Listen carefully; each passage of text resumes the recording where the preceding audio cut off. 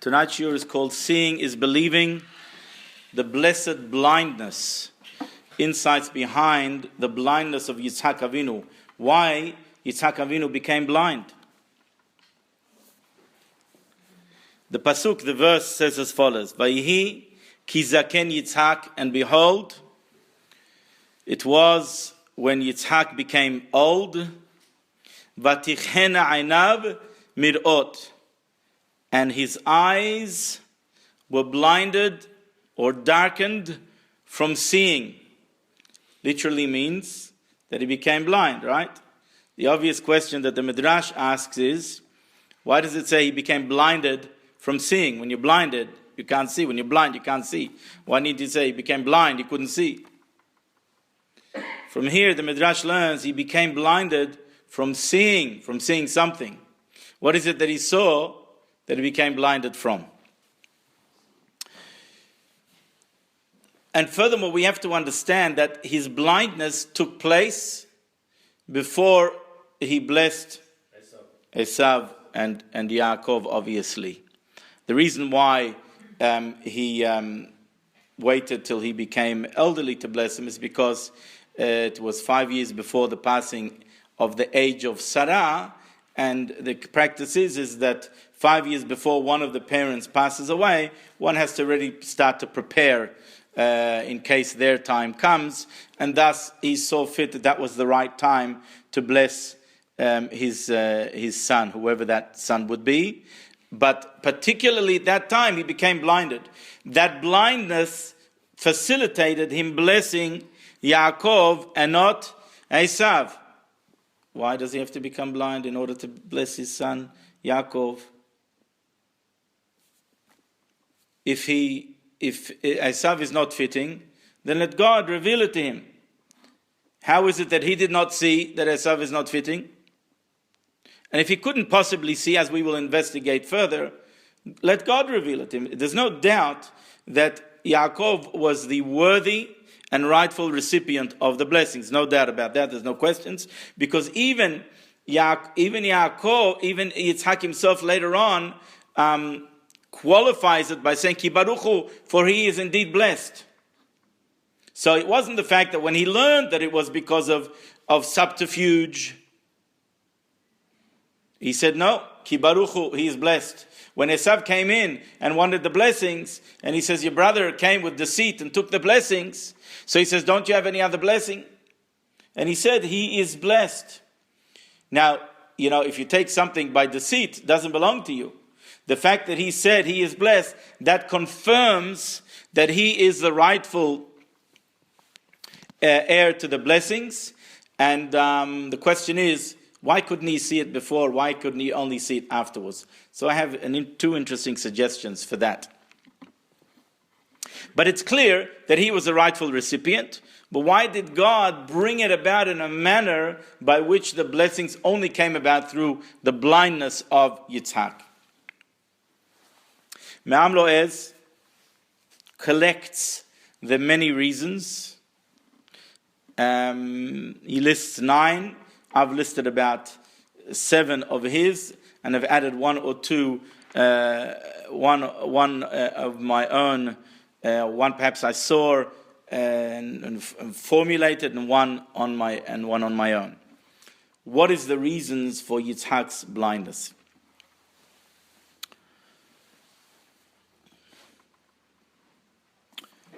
One of the reasons that Rashi brings, the famed commentary brings, of the blindness of Yitzhak was that Esav married pagan women, and this caused a lot of anguish and suffering and pain to both his parents, to Yitzhak and to Rivka. And with time, they either reverted or they never left their idol worship practice. And they lit incense in honor of their idol worship. And this incense caused the blindness of Yitzhak. In other words, because this incense was associated with Avodah Zarah, with idol worship, it caused blindness to Yitzhak. The obvious question is, why did it only cause blindness to Yitzhak? Why didn't it cause blindness to Yaakov? Why didn't it cause blindness to Rivka? Why did it cause blindness to Esav? Why only to Yitzhak? One can, of course, argue and say, because the heightened spiritual perception of Yitzhak, it is particularly Yitzhak that so rejected. Remember, Yitzhak was born in the land of Israel, was prohibited from leaving the land of Israel even in time of famine, and died and was buried in the land of Israel. Unlike his father Abraham, who was born outside of the land of Israel, who circumcised himself at a later date, and who died in the land of Israel, but left Israel for a short period of time when he went down to Egypt. Unlike his son Yaakov, that was born in the land of Israel, but traveled outside of the land of Israel and lived many years of his life outside of the land of Israel, and died outside of the land of Israel. Yitzhak was totally different. Yitzhak was very unique and very special. He was born in the land of Israel, died and buried in the land of Israel, was not permitted to leave the land of Israel. So one can say that because of his heightened spiritual aptitude, he was most sensitive to it. Another reason was to spare from him seeing the wickedness of Esav. Spare him the agamat nefesh, the suffering and pain. Even though that by seeing it, perhaps he would have changed his mind. But nonetheless, God saved him this suffering and pain and anguish. Another reason is brought because in order to save him and spare him the shame, for if he would walk in the street, people would meet him, would speak to him, and would perhaps chastise him for having a son, and ridicule him and belittle him for having a son that is wicked. It's always like that. You ridicule for the negative. You don't praise for the positive. He also had a son that is Yaakov, Yoshev Ohalim, Ishtam Yoshev Ohalim, a pure-hearted man who studied and learns Torah and separate himself from the worldly and the mundane. Nonetheless, the nature of people is always to point a finger on what's bad and to find fault as opposed to find what's good and see the good and uplift the good.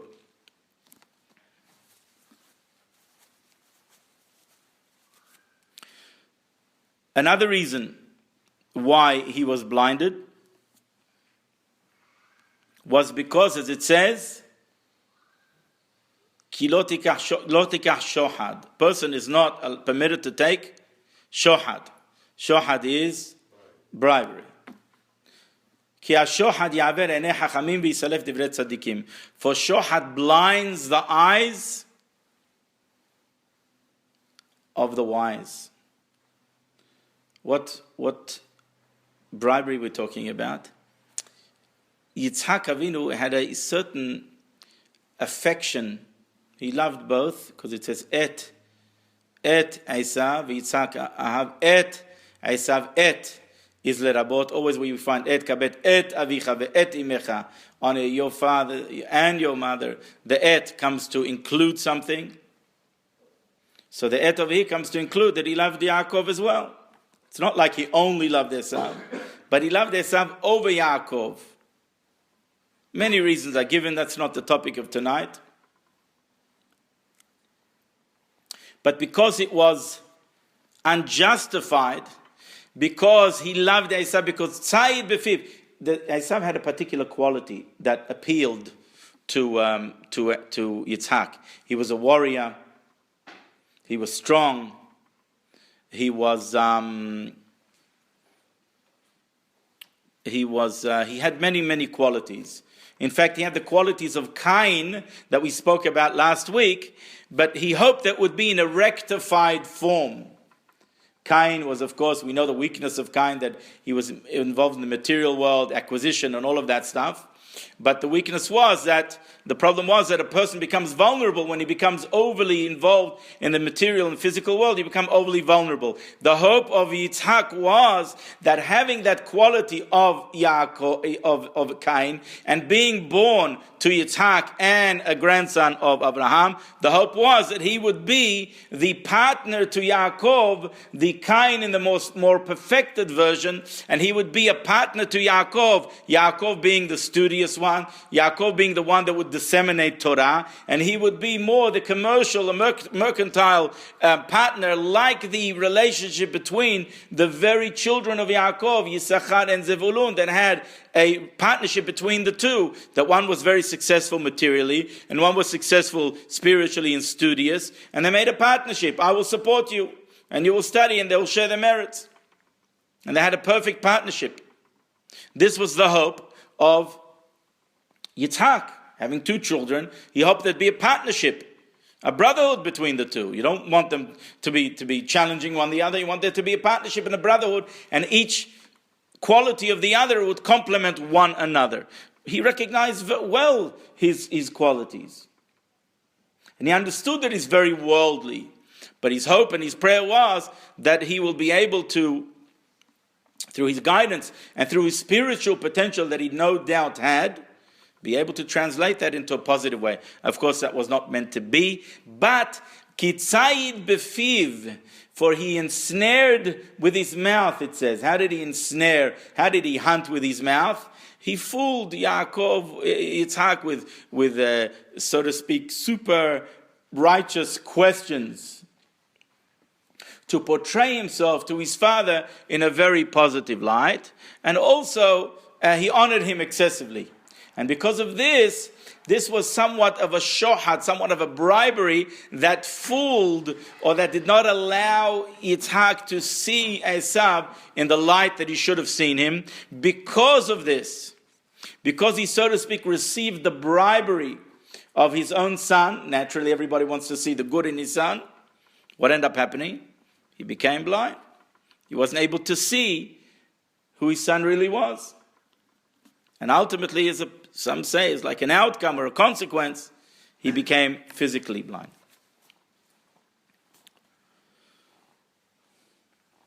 Another reason is that Yitzhak himself asked from God that before a person passes away, suffering should come upon him. Why? Because, as the Hafez Haim says, that if a person sustains a little bit of suffering in this world, it mitigates and removes great suffering and great pain and great anguish in the eternal world, the world of truth. Better to suffer a little bit in this world than to have suffering in the world to come. As well as it's an opportunity for tshuva, for repentance. When a person is suffering, and I know that unfortunately the nature of humanity is that we wax quite arrogant, when we're young and when we're full of vigor and everything's going well and we're wealthy and we're this and we have everything, we wax arrogant. We become a little bit not so sensitive. All of a sudden, when mortality hits us, when God forbid sickness hits us, or when something, God forbid, hits us, we begin to understand, we become more sensitive to the suffering and pain on others. We become much more charitable, we become much more spiritual. We begin to assess our ways.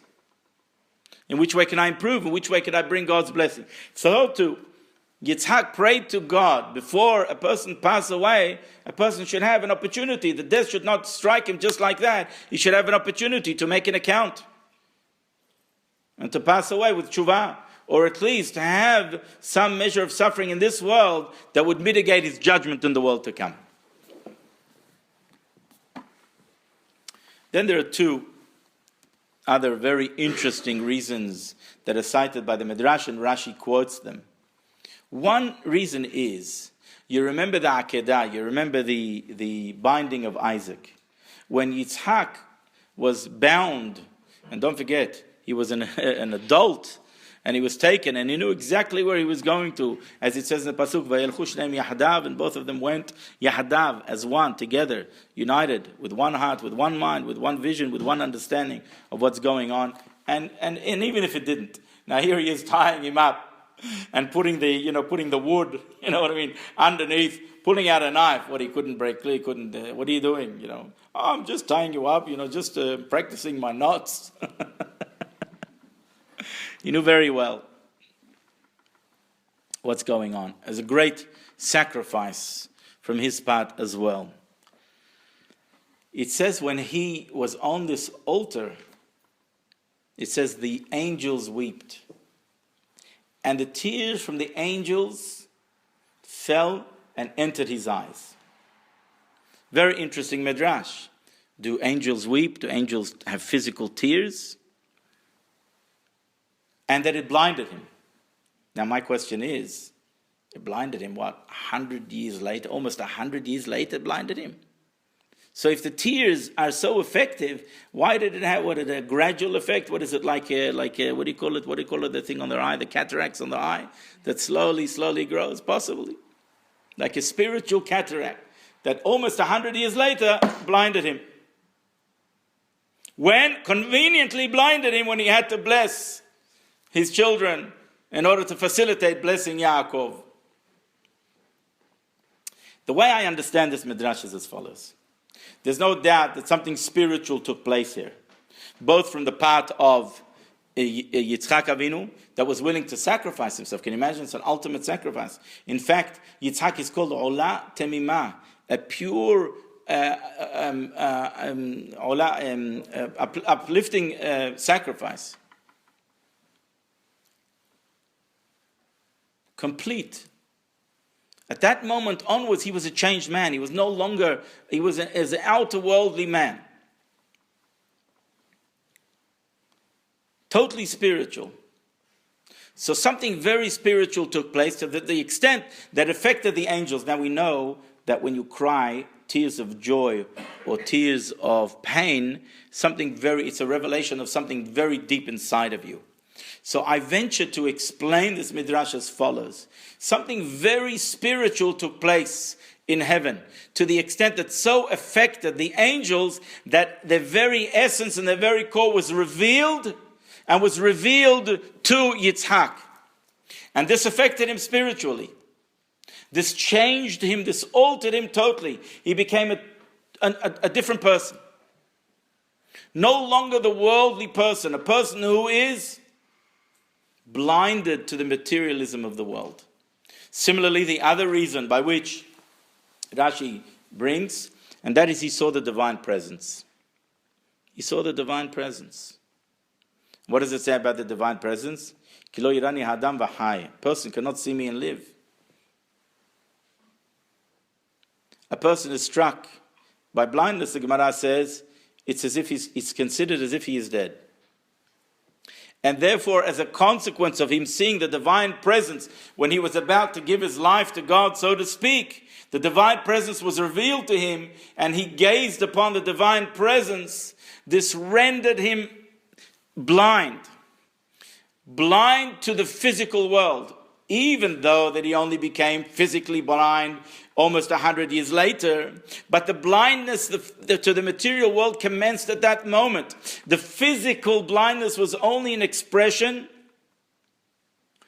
of the blindness that he himself had to the material world. He was a totally different person, a person that is not as outer worldly, totally changed person. He became a totally spiritual person and became blinded to the physical. No longer could he view things in the way a physical human being sees things, but rather he sees things from the perspective from above. You see things from the way God sees things, the way heaven sees things. And that's why the way he viewed Esav, he didn't see the wickedness of Esav. He only saw the good, he only saw the potential. He only saw the heavenly part of Esav because that's all he could see. It is told about one of the famed scholars prior to the Holocaust. He passed away before the Holocaust. His name was Rabbi Yosef Rosen. He was known as the Rogatchover Gaon. He was one of the most supreme scholars, even in the last hundreds of years. And it's said about him that when he was kol kulo Torah, his whole being was Torah.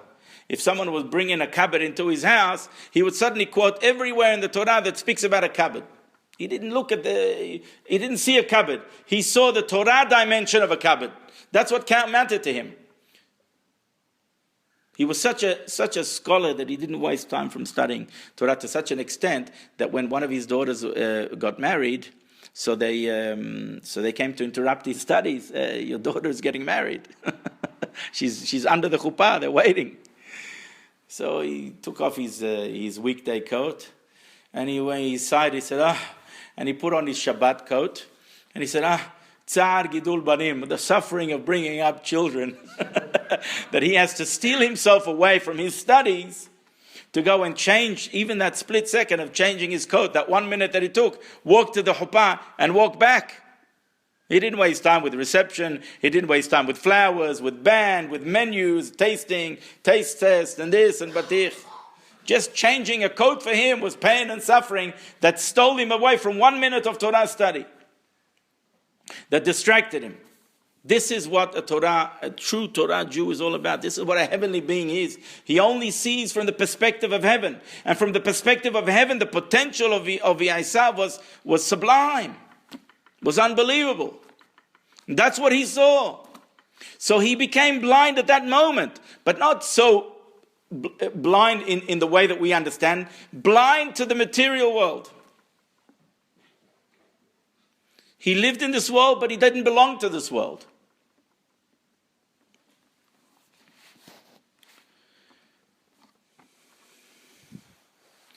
And that blindness was translated later on into the physical blindness as well.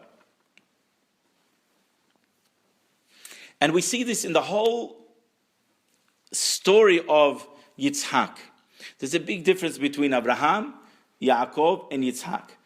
Abraham is a pioneer. He goes from this place to that place. He breaks idols. He teaches. He goes and he does. And he comes and he pleads. And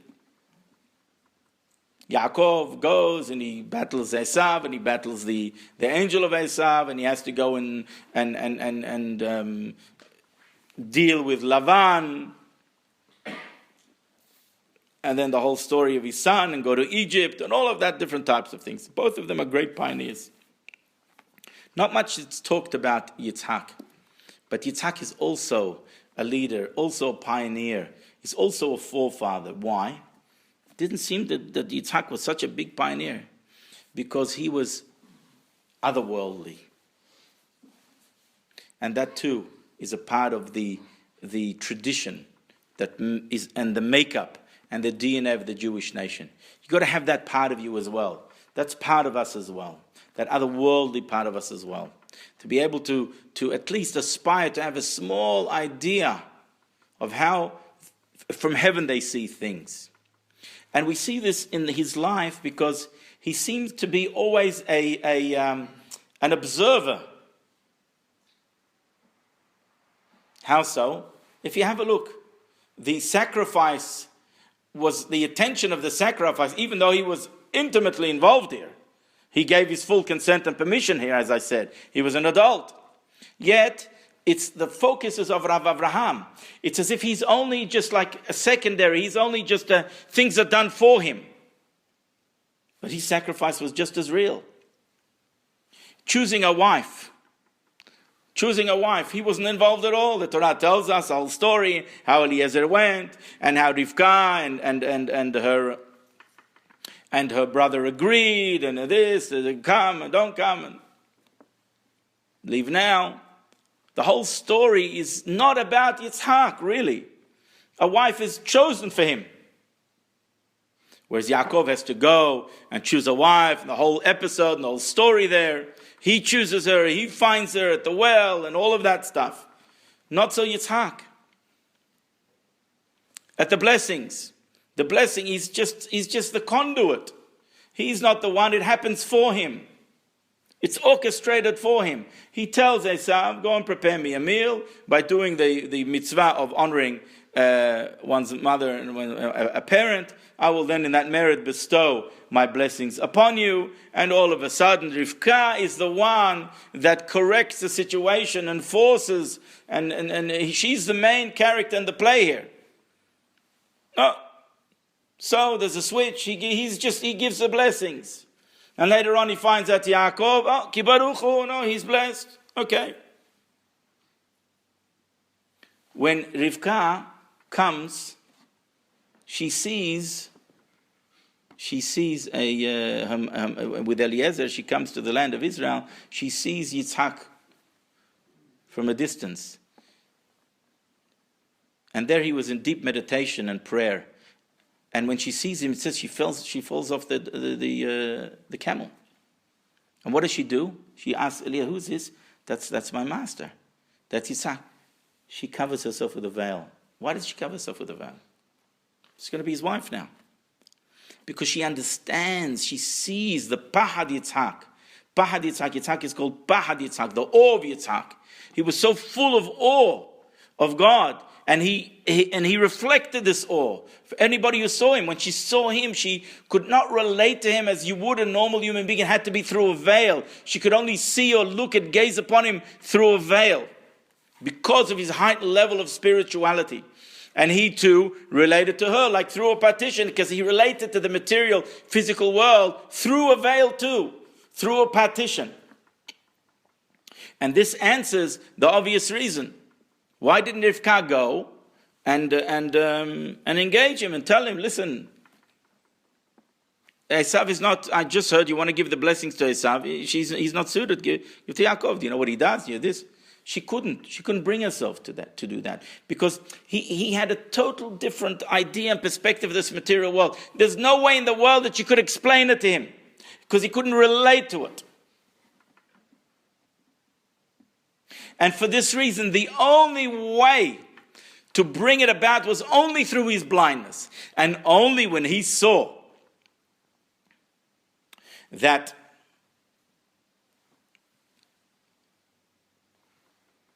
Yaakov could disguise himself, that Yaakov, through cunning, came and fooled him, so to speak, and received the blessings, only then he could relate and understand on his own. He couldn't understand this before. You couldn't explain it to him because he was a totally different wavelength. He didn't relate to things the way you and I would relate, the way Rivka saw things.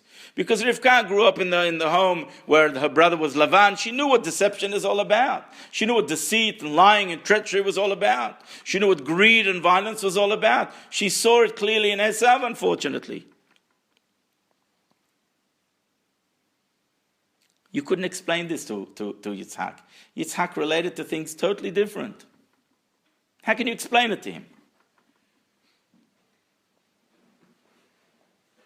He had to see it for himself. How did he see it for himself? When he saw that Yaakov could deceive him, he understood that all along Esav could have also deceived him. Indeed, Esav did deceive him. He pretended to be religious. He pretended to be righteous. He pretended to be spiritual, but he was not. Of course, because of the outlook and the attitude of Yitzhak in the first instance, how he always saw the potential in a person, he always saw the spiritual dimension in a person, that helped. Don't think Rivka wasn't spiritual. Rivka was very spiritual. She was the reincarnation of Hava. Very, very lofty, very spiritual.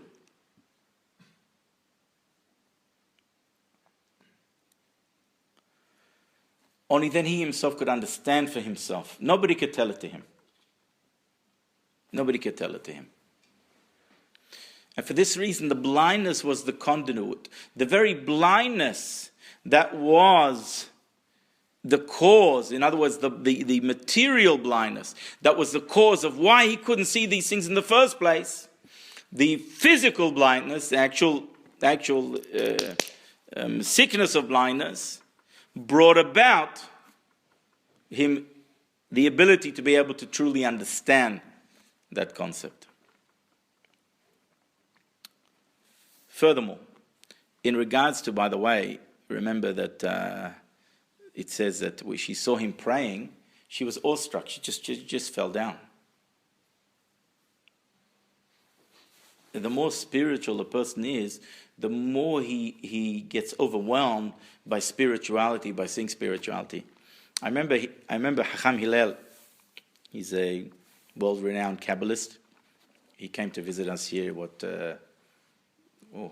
15, 17 years ago in this community.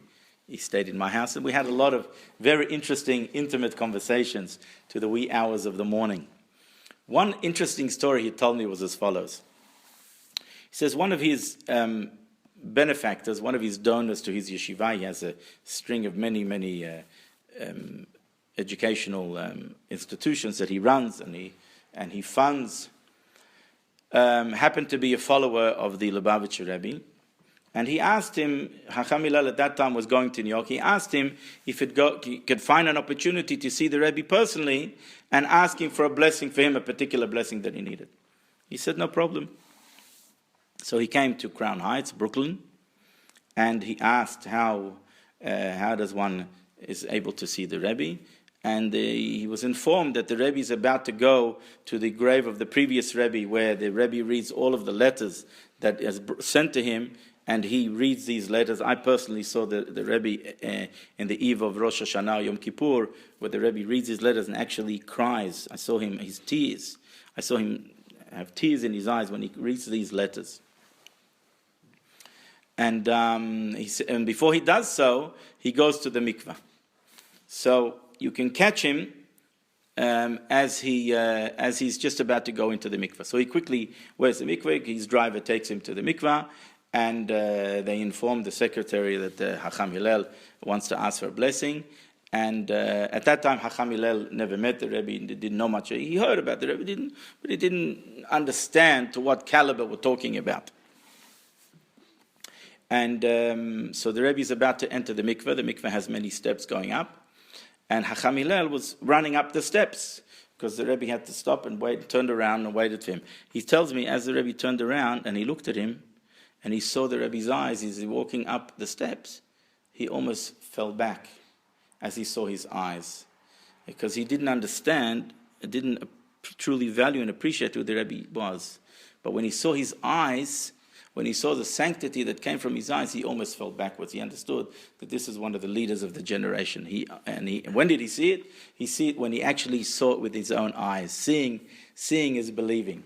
So this is what happened with Rivka. Because Rivka herself was very spiritual, when she saw Yitzhak praying, she literally she fell down. And she veiled herself. She understood the great spiritual level of who she was dealing with.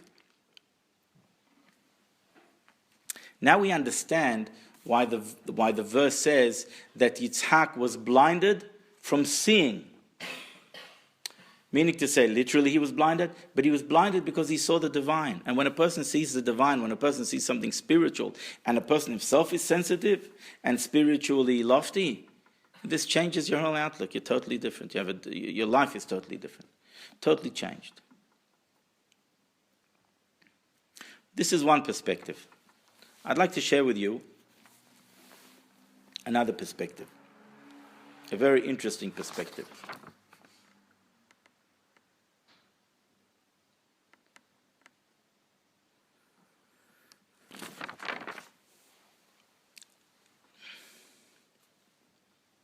The Zohar, I saw an interesting Zohar when I was researching this topic. I saw a very interesting Zohar. The Zohar says the blessing that Yitzhak gave Yaakov. Incidentally, I just want to point out to you that there are a few groups of blessings. Yaakov was always destined to have the spiritual, to receive the spiritual legacy of Abraham Avinu. The question is the physical blessings. The physical blessings, who's going to receive the physical blessings? This is from one perspective. The physical blessings, Yitzhak intended to give it over to Esav for the reasons that I mentioned to you, because he was hoping that there would be a partnership between Esav and between Yaakov. But Yaakov was deserving of these blessings as well. Firstly, because he bought the birthright. Secondly, because Esav was not worthy of it, and then he would abuse these blessings, and it would be disastrous effect. Like Cain. And as we mentioned the week before, that's why the Torah gives us the commandments of Shabbat and the commandments of the Shemitah, the sabbatical and the Yovel, to protect us from overindulging and overcommitting in the physical world, material world, because one becomes very vulnerable. And in that regard, Cain failed.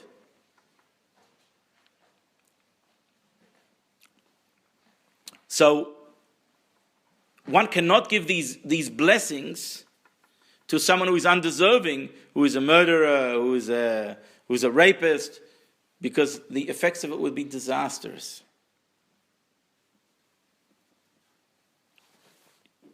you can well imagine that when they came up with the nuclear energy, atomic energy, of course, they're always worried that it gets into the hands of the wrong people. It's a big concern.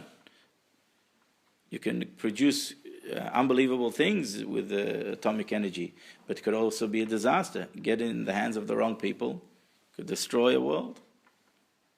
So this is a perspective of the blessings going to the wrong hands to Esav, to the detriment of Am Yisrael, to the detriment of the world.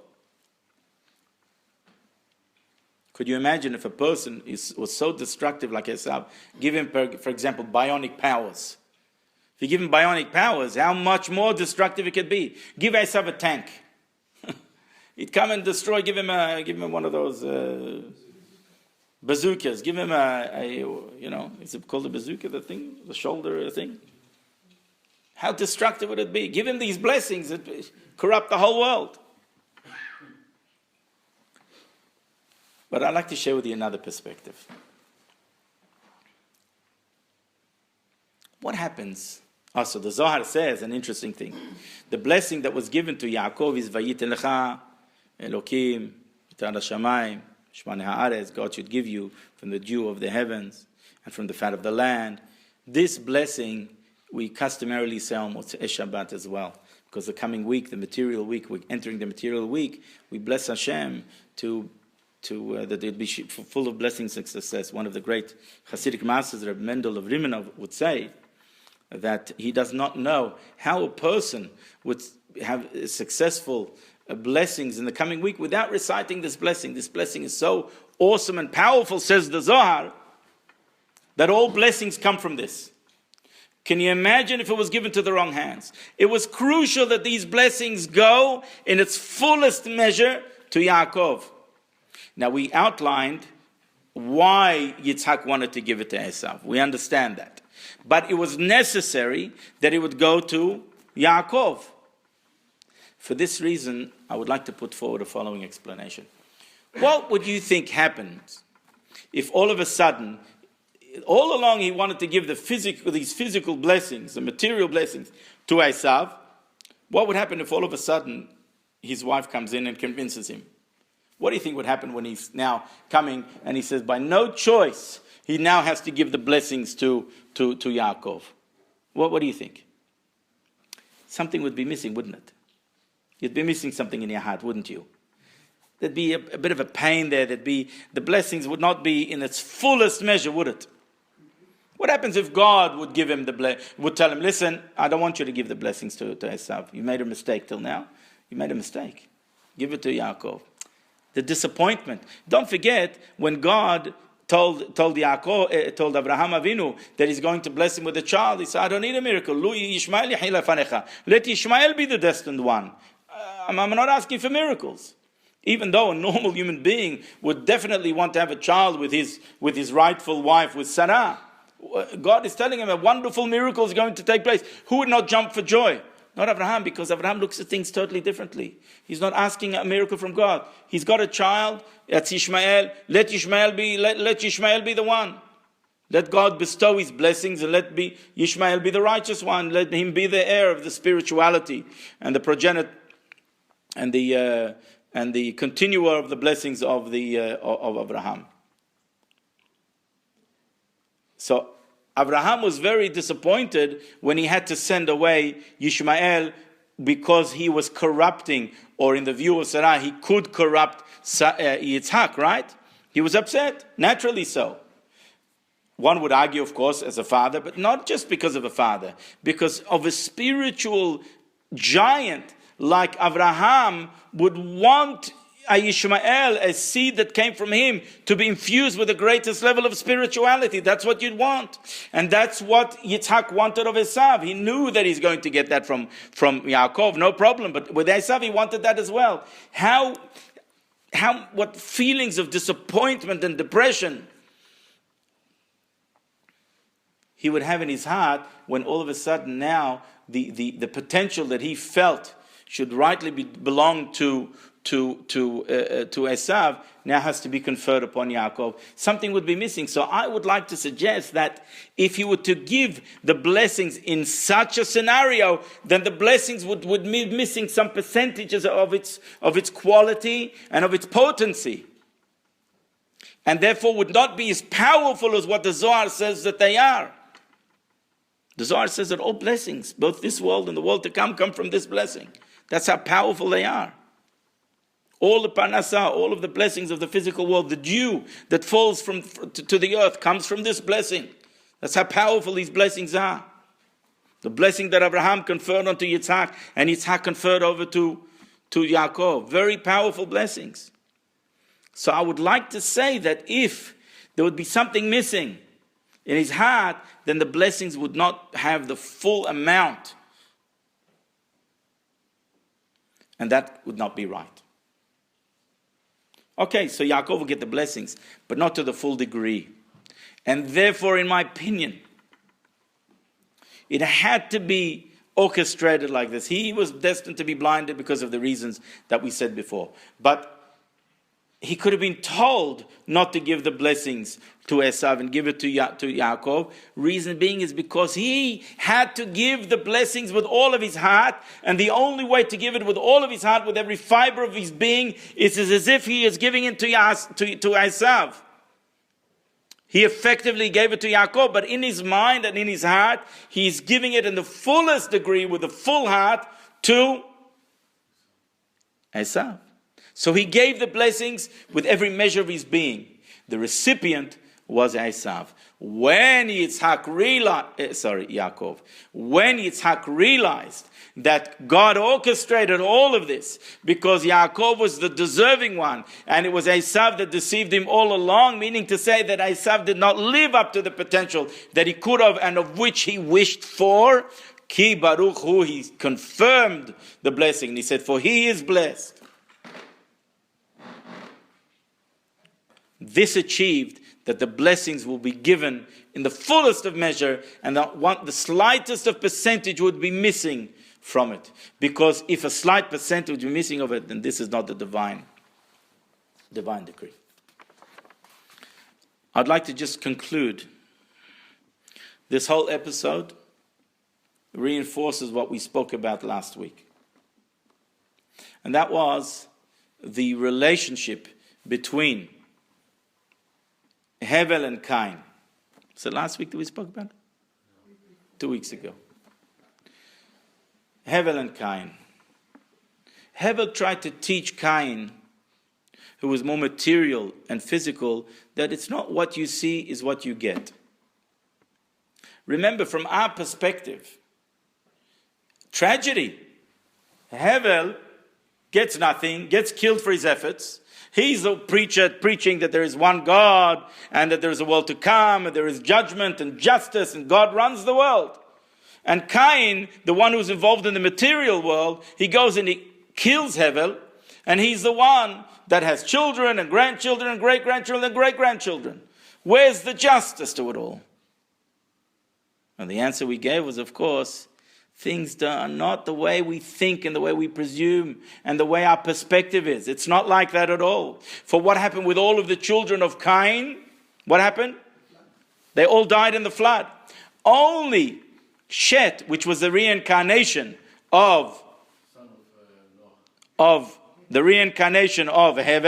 because we said Neshama, Nun, Shin, Mem, Hey, the soul, which is the essence of who we are. Nun is Noah, Shin is Shet, Mem is Moshe, and Hey is Hevel. They are the reincarnations of Hevel. So Shet, the next child of Adam and Hava, was a reincarnation of Hevel. He had eventually he begot Noah. Noah populated the world. So it was from Hevel that the whole world became populated, even though it seemed that Hevel died and everything came about through Cain. No, Cain, totally nothing remembered of Cain, nothing. Nobody in this world is a child of Cain. Nobody. Everyone in this world is a child of Hevel. not biologically, but spiritually, because he was reincarnated into Shet, and then to Noah. The whole world comes from Noah. The whole world comes from Hevel. It didn't seem like that at the time. So too over here. Yitzhak may have a perspective. He may see things even spiritually. This is the way it's got to be. God is the one that decides. God is the one that pulls things through. No matter what perspective we have, how we see things. Things are bad, things are terrible. God is the one that runs the world. And things go from his perspective. And here we have Yitzhak, who thinks, because of spiritual reasons, no less, that things have got to be in this way. God shows him and teaches him, no, it doesn't have to be your way. Even though you have spiritual reasons, it's my way. This is the essence of Judaism. This is why Yitzhak is also a forefather. On the one hand, we need to have that level of detachment from the material world. But we also have to have ingrained within us the teaching that even from a spiritual perspective, everything is governed by God. Everything that occurs is God's way and God's perspective. Even a giant like Yitzhak. This is a very important lesson for us. A lesson that we must always learn. A lesson that we must teach it to our children. A lesson that we have to fortify ourselves. Because many things don't go the way we think and the way we see and the way we understand. And things sometimes seem impossible. The divine justice seems just impractical. If you were to look at the story, as we mentioned, of Cain and Hevel, just impossible. This guy's talking about justice, the world to come, and no justice to him. But ultimately, God's justice prevails. Whichever way we will understand it, how we'll see it. Maybe we won't see it here, now, today, tomorrow. Maybe we'll only see it in the world to come or when Mashiach comes. But the fact is, we have to be accepting of it. We have to understand that. And that is one of the most important lessons that the Torah has to teach us, that Judaism has to teach us, and the forefathers have to teach us. Now, are there any questions?